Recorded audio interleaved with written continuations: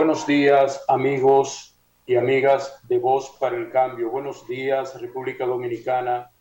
Buenos días, mundo. Su programa Voz para el Cambio, hoy miércoles 26 de julio del año 2023.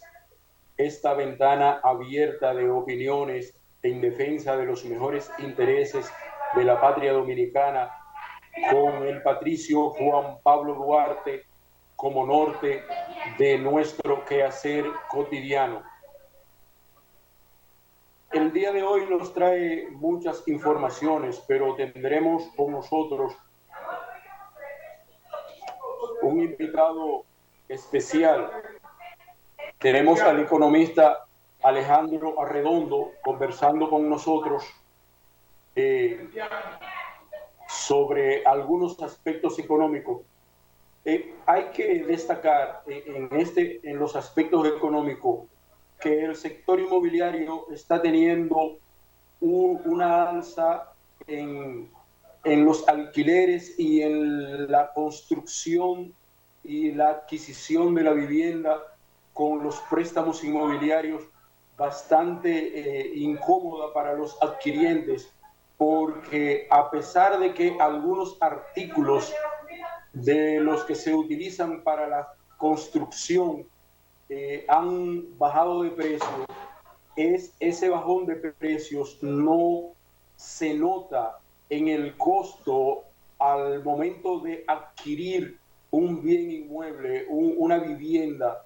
Ese bajón de precios no ha sido notorio al momento de adquirir un préstamo inmobiliario para la adquisición de una vivienda, y al mismo tiempo que todavía persisten muchas trabas en la permisología de la construcción. Es decir, desde el punto de vista urbanístico, cada construcción al iniciarse debe contar con permisos tanto del ayuntamiento como del Ministerio de Obras Públicas, y estos permisos tienen un trámite burocrático que, por el tiempo que tardan, también eh, impulsan al alza el costo de la construcción.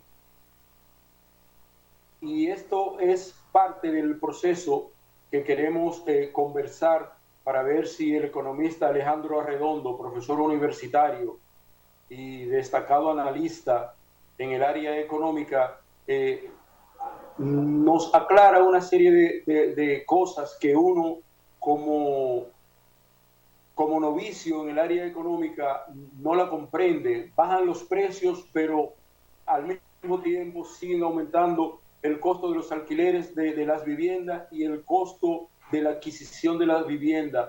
Y entonces uno no entiende cuál es la dinámica económica y cómo influye una cosa y cómo deja de influir la otra. Y ese es un tema recurrente en República Dominicana, el problema de la adquisición, porque creo que todavía en la actualidad existe un déficit de más de 200 millones de viviendas, porque la población dominicana sigue creciendo, sigue incrementándose, y la construcción de la vivienda no sigue el mismo ritmo que sigue el aumento de la población dominicana, y eso repercute en el déficit de viviendas que se va perfilando en el día a día de la República Dominicana. Y entonces tenemos esa problemática ahí que queremos analizar con el maestro Alejandro Arredondo. Así que, Natanael, haz el favor de ver qué Ya inconvenientes tiene. estamos por acá por Cerrate. Qué bueno, qué Está, bueno. Buenos días, maestro lo Alejandro. estoy Un placer. escuchando su introito a nuestra entrevista. Muchas gracias por por la invitación, tanto a usted, Monserrate, como Alfonso, que se encuentra, me parece que en el interior del país, disfrutando unas vacaciones. licitaciones. Así es, así es. Bueno, pues le dejo, si usted estaba escuchando, le dejo ahí para que nos explique por qué todavía sigue en alza el proceso del área construcción, el área inmobiliaria, también los alquileres, y cuando algunos artículos del proceso de construcción han ido a la baja. Sí, bueno, sí, si me permite, voy a hacer una introducción para luego entrar a lo que usted plantea. Desde El luego, desde sector, luego. el sector en el año 2021, el sector construcción, uno de los principales sectores responsables, vamos a decir, de las locomotoras para la reactivación económica de la República Dominicana, por el efecto que esto tiene a diferentes sectores, o sea, el sector comercial, el sector de las fábricas y del empleo, tanto el empleo formal como informal, inclusive el de la migración. Este sector que sirvió de catalizador para el crecimiento que tuvo en ese año, que fue de un 23.4%, ese fue en el año 2021. Eh, de manera que fue un sector que creció mucho, extraordinariamente, después de la pandemia, pero en el año 2022 tuvo que hacer un aterrizaje, yo diría un aterrizaje forzoso, cayendo su tasa de crecimiento a 0.6%. O sea que de 23.4% cae a 0.6%, el peor desempeño de la economía que se ha tenido luego de otros sectores. De manera que, y eso, la explicación de eso se debe a dos factores. Los aumentos de la tasa de interés de política monetaria implementada por el Banco Central para controlar la inflación, que se traduce en incremento de las cuotas de los préstamos hipotecarios, usted lo mencionaba, o sea, eso ha incidido en que los préstamos, las tasas de interés de los préstamos hipotecarios hayan elevado a 14 y hasta 18% entre ese rango. También otro factor que incidió el aumento de los materiales de construcción importados debido a los aumentos en los fletes, esa disrupción que hubo en la cadena de suministro de los materiales que se utilizan para la construcción. Estamos hablando de la celuloseta, de la cerámica, de los grifos, o sea, de lo que se utiliza para la grifería. También porque no había la suficiente cantidad de barcos para transportar esos materiales. También hubo un elemento que afectó indirectamente, fue el precio del petróleo. También de que esos fletes que acabo de mencionar se elevaron, vamos a decir, de 1.500, se elevaron a 16.000 dólares el flete. O sea, y la mayor parte de esos fletes vienen procedentes de Asia, específicamente de China. Y otro elemento que ya ya tiene año y medio, fue el conflicto bélico Rusia-Ucrania.